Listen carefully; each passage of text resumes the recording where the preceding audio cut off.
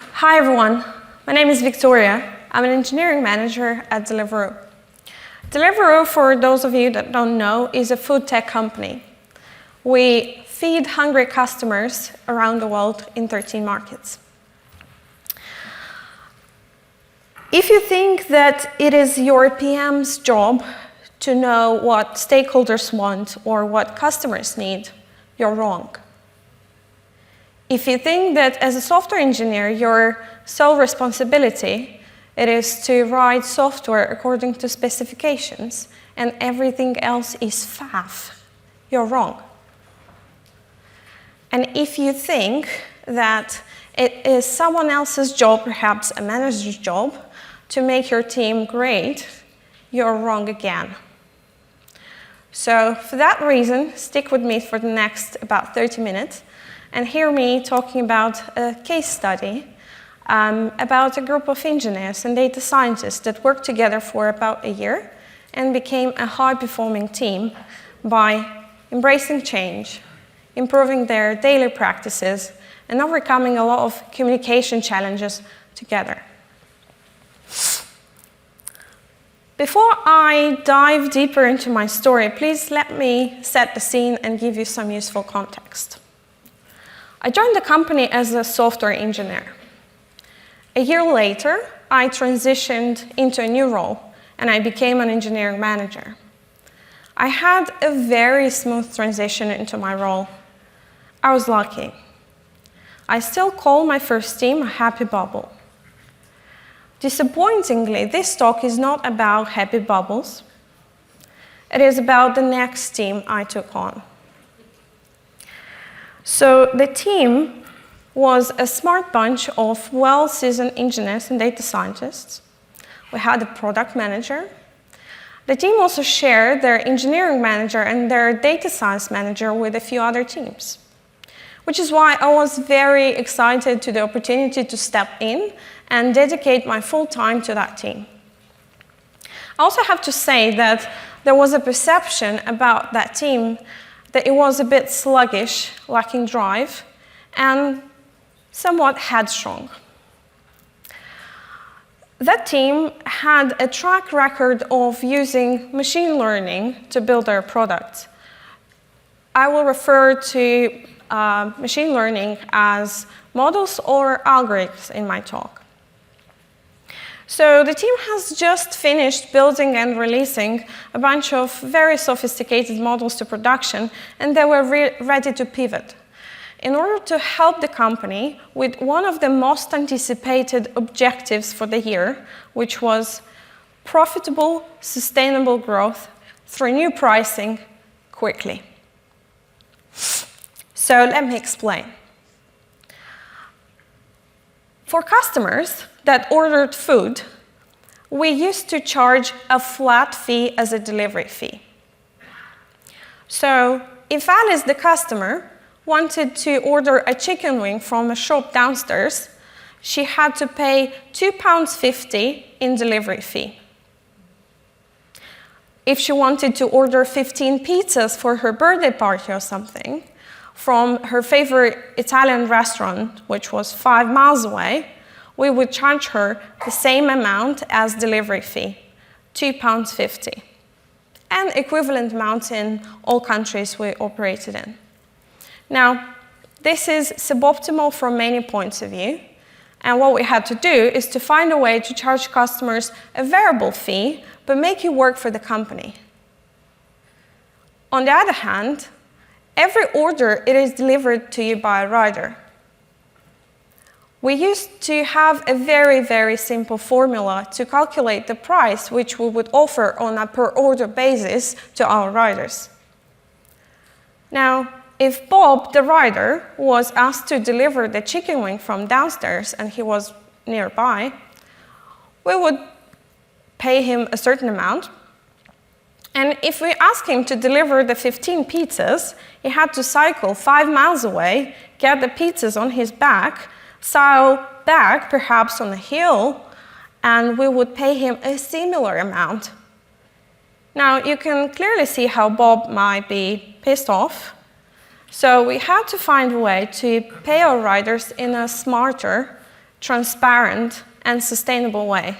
Now, why was this all very important for the company? We operate in a hugely, hugely complicated market where we have a lot of competition. So if we don't adapt quickly to the ever-changing environment, we're dead. I mean, like, not dead, but as a company, we're dead. So this is how that team became to be the pricing team.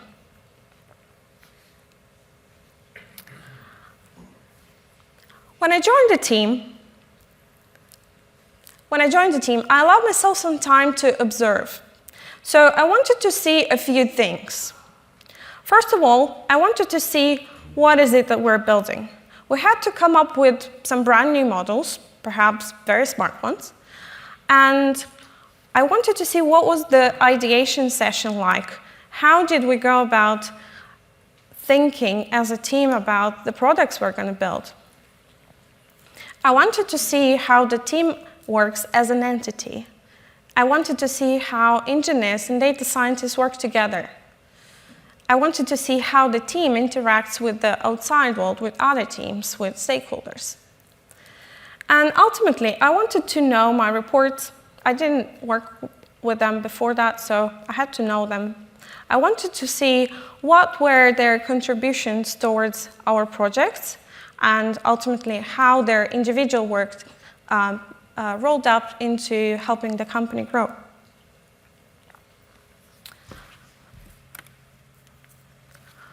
So I thought that we had to pick up momentum, and because we wanted to deliver things pretty quickly, we had to change a few things on the way. I thought to myself, if I tell people that we all wanted to be successful, we all wanted to deliver those projects, and everything's going to be great, people would be on board. And they were, except the change part. So, nobody really pushed back, but nobody jumped out of joy either. So I thought I'll just start with little things and it'll be fine. So our team came up with this idea of using a random forest for one of our algorithms. Now, I was as confused as some of you now when I've heard about the random forest. So I went on to do some research and reading and educate myself about it. Apparently, it is a fancy regression, but I still didn't understand how that fits our project. And if I didn't understand, I was part of the team with the team every day, and if I didn't get what is it that my team is building, how are they doing it, can you imagine how hard it was for the rest of the business to understand it? I mean, how are we going to charge customers? According to what principles? How are we going to pay riders? How and will we comply with different legal regulations in all markets we operate in? So perhaps improving our product, algorithm, and engineering specifications was a great way to help with that, so that at any point in time, if anyone in the business wanted to know what is going on and how are we thinking about the new products, they could have a plain, easy answer. At the team level, some common agile practices existed, but they weren't very efficient. So stand-ups were free-form. They were totally optional for managers. I don't think any manager has ever showed up until I joined. Team plannings existed. There were an hour or an hour and a half long meetings about what color our Jira epics should be. People worked on stuff.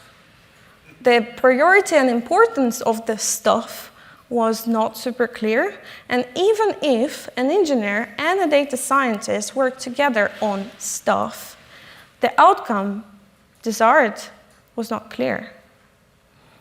So I thought, great, there is so many easy wins we can have, and let's just get it over the line and move on.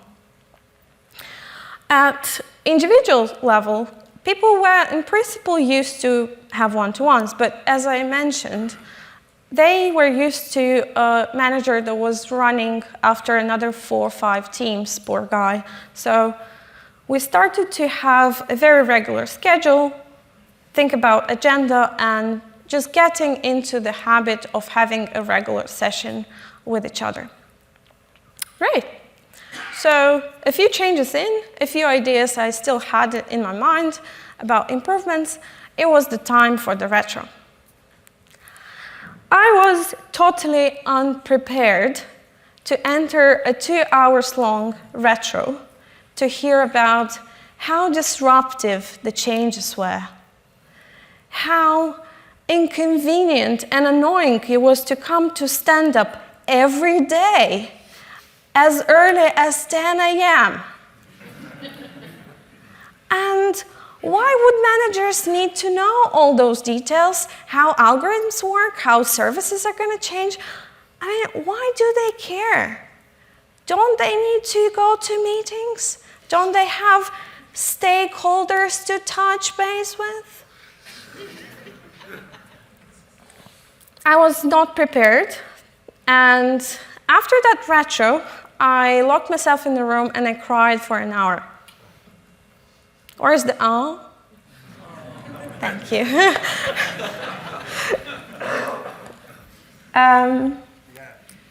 Yes. So a month in, not much progress on the projects at all, and a serious slap to my manager's face got me thinking, how can I fix what I've started, and how can we get on the project finally? I started honing my relationships with my fellow team leaders, the product manager and the data science manager. The good news was that we were aligned about how we want to work together and what we wanted for the team. I still needed to know if things progress according to our expectations or not, because as maybe you've attended the previous talks, when you want to debug your team, you need to know where the problem is. So I had to know if the team had a problem to begin with. And so I needed to know what is it that we're doing and how are we doing it. And I needed to know the details. I needed to understand them in order to do my job properly. For that, I treated the unknowns that I had as black boxes. So I started by questioning what is it that we're building, what is the components that we're working on, what are they going to do, what are their inputs and outputs. And things started to clarify. We had to spot complexities and challenge the team to cut down on the complexities because we wanted to move fast. I clearly have not done a good job of explaining why I'm introducing change. I didn't articulate very well how important it was for the company to get those projects done and done on time. So I fixed that. And as an additional help, I worked with my fellow team leaders to recognize and thank people that were adopting new ways of working and that weren't that resistant to change, and most importantly, that had constructive feedback about how we're working and about all the changes. The ugly news was that my report still didn't understand what my responsibilities and accountabilities were. For a very good reason, I never told them. So we started working on that. I was very explicit about what my role was, but by far the most complicated conversation I had was with my team lead. In the end, he asked me, why was I assigned to the team? Because everything was working fine. I mean, why'd you have a full-time manager? It was great before I joined. So I had to be very transparent and honest with him. I did say that Our senior leadership didn't have trust that our team could deliver those projects on time. And boom, it clicked in his head why I cared, why we asked so many questions, why we had to keep the business up to date. Great, so a few weeks in again, and the team picked up some steam. We had pretty good momentum. We were clear about what we're building. Small features started to see the light of production, and we were finally ready to test our models for the first time. For the consumer pricing model, we decided to test it in the UK, our biggest market. Before releasing it, before trying it on, we looked at the data. We wanted to make sure that our customers paid the same on average. The data looked absolutely fine. We only had a small percentage of outliers, but we were not alarmed at all. Nobody cares about outliers. So the big day, we released the model, we turned it on, and within less than a day, our stakeholders come back to us absolutely pissed off. Some customers had to pay as much as 3 times more than they used to. Our stakeholders absolutely did not buy our outliers thing. Where we saw a small percentage of data that was just not fitting the overall story, they saw customers that had to pay more than they used to, and that were never going to come back to us. So the model was unacceptable. On the rider side, we were a lot more careful. We thought to find a tiny, tiny area in the UK where we could test our model. So we found a really small area with a handful of riders. And we turned the model on. After 1 hour and about maybe 10 orders placed, riders went on strike. So our riders are very knowledgeable about areas where they typically work. They deliver usually from the same restaurants, typically to the same customers. So they're used to seeing certain numbers in their app. They used to be paid certain money. Even if they earned in that hour when the model was on, they earned slightly more than they typically would. And we compared this data with same riders a week ago, same day, same hour of day, everything very equivalent. They earned slightly more, but they hated the change. They hated the change too. I mean, how ironic that could be. So we had to turn it back off again.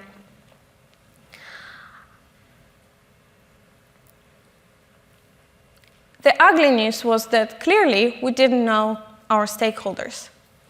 And more than that, remember in the UK, we charged a few customers slightly more, 3 times more. All other countries that knew about this experiment did not want to participate anymore until we proved that our model is bulletproof. So we didn't know our stakeholders, and that was a very bad situation. We were lucky to be given a second chance. Our senior leadership trusted us to do it again, but it was very clear to us that we don't have a third try. We had a very fixed deadline to deliver those changes by. We had to pull up our socks, or we didn't have a team.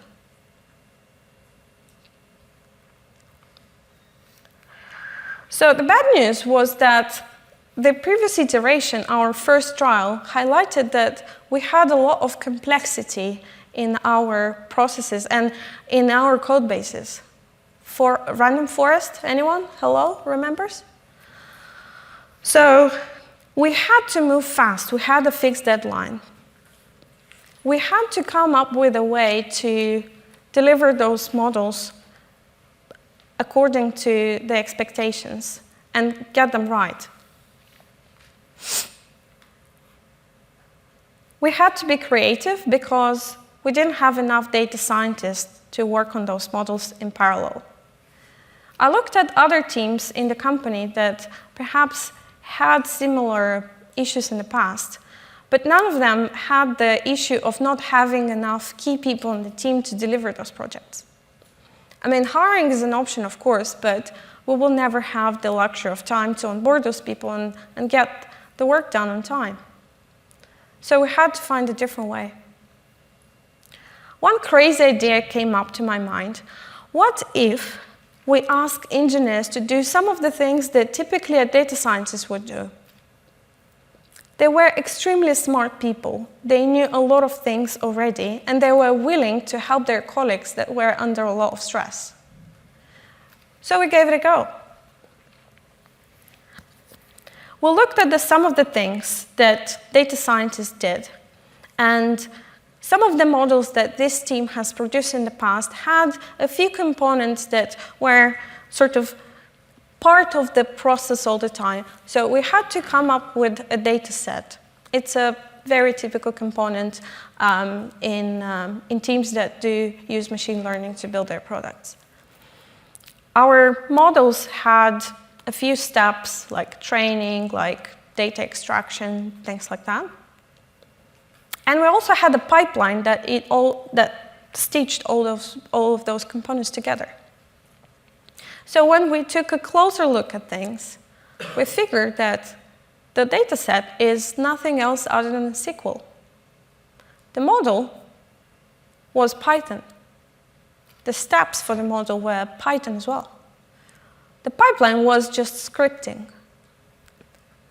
So the bulk of the work was coding. And engineers are brilliant at reading and writing code. They do that for profit. I mean, I'm speaking to converted, but yes. So when we poked at the data science backlog, we realized that we can share the majority of the work, and we could allow our data scientists to do the things only a data scientist could do and share everything else. So the pace started to go up massively, and we quickly picked up a lot of the things. The good news was that a real bonus and one amazing thing that happened when engineers started poking around the data science code bases was that they started applying best engineering practices to those code bases. They added tests, they added linting, they added a few other tools to help with like speeding up the pipeline and stuff like that.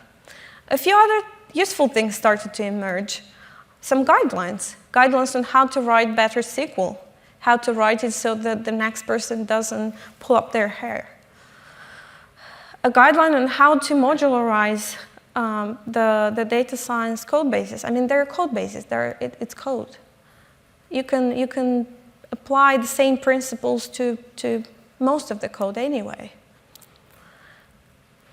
We introduced the code review process that didn't exist between data scientists. That was good. And one of the biggest artifacts that we produced was a machine learning readiness exercise, which is essentially a checklist of things to do before or after releasing a major version of an algorithm or a brand new algorithm. And this exercise is widely used by all of our teams at Deliveroo that use machine learning to build their products. Another good thing that happened for individuals in that team was that they've learned a huge amount in that year. We started working together a lot better. We haven't even realized that we had such a barrier between engineers and data scientists. We never assumed that we could do each other's work or we can help each other. So finally, the walls that we didn't even know that existed broke down. There was no more black magic concept around what data scientists are doing.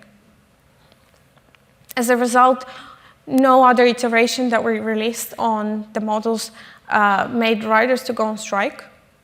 We've never charged customers crazy delivery fees anymore. And I'm very proud to tell you that a lot of those people were promoted. And I'm very, very glad to be working with them because they're extremely smart and they worked extremely hard and they were rewarded for it.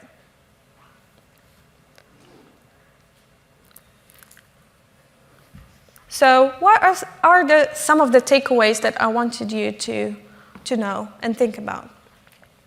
At the product level, first of all, know who your stakeholders are. Think how they think. Give them what they need. You can have the most pristine and ideal code base, but if the product doesn't do what the customer needs, it has no value. Start from the first principles. Find out where you can cut out on that complexity. Random forest again. So if you fail faster, you'll learn faster what is the right product, what is the right approach. And you'll ultimately get to the results that you wanted a lot quicker than you can expect. For teams, a team, an efficient team, is a lot more than each individual in it. You are working with very smart and talented people, I'm sure, but no one team can achieve more if it's not working efficiently as an entity. So remember that. And for individuals, don't think that people will know what you're doing. As you may not necessarily know what some job title means in your company, people might not know what you do. So don't assume that they know. If there is an opportunity, explain that to them. Your manager is not here to annoy you. Yes, I see you feel the pain. Yes, so managers are not here to annoy you. There is a purpose in what they're doing, and if it's not clear to you, just ask them. I mean, they'll gladly say it to you, I'm sure. Embrace change, and be intentional about change, because it will happen, with or without you, is the law of nature. But find what works for you and for your team. And ultimately, use your colleagues and especially your manager to help you grow and to help you achieve more and get what you want. Because your success is their success. And please don't take my word for it. Try some of these things in your team and see how it goes. Thank you.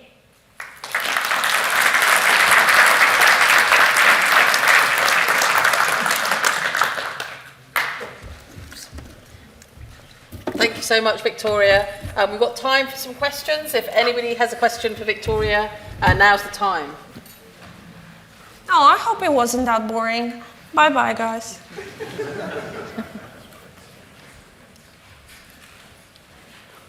Okay, I'm gonna kick off again, abusing my power. So you've broken it down into products, teams, and individuals. Which of one of those three things do you think is the most crucial to get right first? You can't say all three, by the way. I think looking back at my case study, I would say the product. Because eventually you will get people to work better and more efficient together, and they will perhaps accelerate their pace. That are things that are easier to control and improve, and there is a faster feedback loop on that. On the product side, as I said at the beginning, don't assume it's someone else's job to know what customers want and what product needs to be. It is also your responsibility to think how customers think. So I think the product. Any other questions? JC? Thank you for the talk. We're actually doing a very similar thing with QA and developers. So we are trying to launch like a QA automation framework. I think right now there is still a sort of missing part of the cultural thing to get buy-ins from a developer. That's like the next piece that we're going to try and figure out. Any tips on that? Yeah, so it is tricky to give precise recipes, but if you assume that those people achieve the same things and they have shared outcomes, then there shouldn't be a barrier and there shouldn't be a verification of each job description to say, this is something you can do, this is something you cannot do. If I was in that situation, I would identify people that are most open to the collaboration and see how that goes and use them as like champions. And because these things are infectious, nobody wants to try until someone tries. And once the process is kicked off, it's much easier. So I would say identify the people that will be good examples and then roll it further. That's your first follower, right? Yeah. Anybody else? If you're not going to ask any questions, I'm not going to let you come down here and ask Victoria questions at the end, by the way. No, it's not true. Any other questions?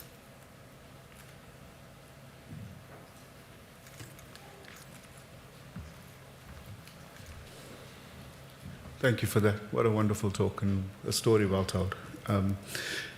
My question is, when you entered that team, did you have a debugging strategy when you joined the team? So I wouldn't call it I had a strategy, but I can definitely think about a few things that I've done. So one, as I said, I allowed myself some time to observe. Just be silent and see what is going on. So that was my first iteration. I also had the manager that previously looked after that team, which was great help. I also asked people very openly what they thought worked well and what wasn't. Other things were some of the feedback that we could get from people outside the team, so people that were using the product or were going to use the product, and leaning on them to tell me whether or not they felt there's something that they don't get or there was something that we could improve.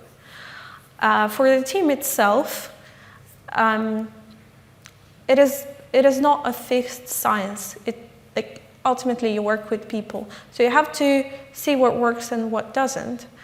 But as long as you're clear with what outcomes you want to get to and what your intention is, then hopefully people can tolerate some small mistakes and some things that don't go as planned. Did I answer your question?